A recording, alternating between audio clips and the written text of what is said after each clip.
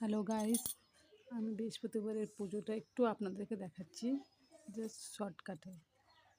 পুরোটা দেখাতে পারলাম না, সেটার জন্য সরি। নেক্সট ভিডিওতে আমি আবার পুরোটা দেখাবো আপনাদেরকে ভালো করে। যতটুকু দেখাচ্ছি একটু দেখে নেন আপনারা। তো প্রথমে ঠাকুরগুলোকে মুছে নিলাম আমি।